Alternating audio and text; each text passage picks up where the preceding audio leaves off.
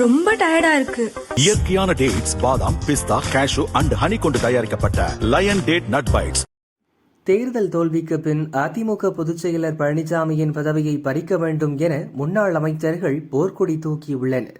சட்டசபை தேர்தலில் 169 தொகுதிகளில் போட்டியிட்ட அதிமுக 47 இடங்களில் மட்டுமே வெற்றி பெற்று தனது எதிர்க்கட்சி அந்தஸ்தை இழந்தது. இதையடுத்து அதிமுகவில் மீண்டும் பிரச்சினை கிளம்பியுள்ளது. இதுகுறித்து அதிமுக எம்எல்ஏக்கள் சிலர் கூறியதாவது: திமுக அதிமுக கூட்டணி அமைத்து ஆட்சி அமைக்க திட்டமிடப்பட்டது. இதன் வழியே தனக்கு முதல்வர் பதவி கிடைப்பதால் பழனிசாமி எல்லா திட்டத்துக்கும் சரி என்றார்.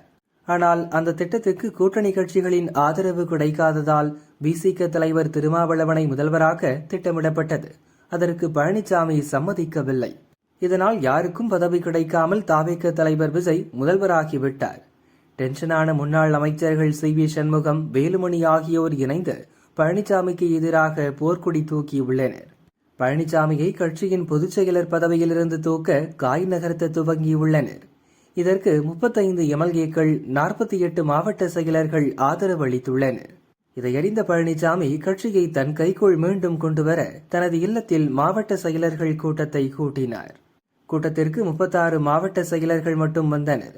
தனக்கு பெரும்பான்மை இல்லாததால் பழனிசாமி பதற்றமாகிவிட்டார். அதைத் தொடர்ந்து சண்முகத்தையும் வேலுமணியையும் சமாதானம் செய்ய தன் ஆதரவாளர்களான கே.பி. முனுசாமி, கே.பி. அன்பழகன், உதயகுமார் உள்ளிட்ட சீனியர்களை வைத்து முயற்சிகள் மேற்கொண்டார்.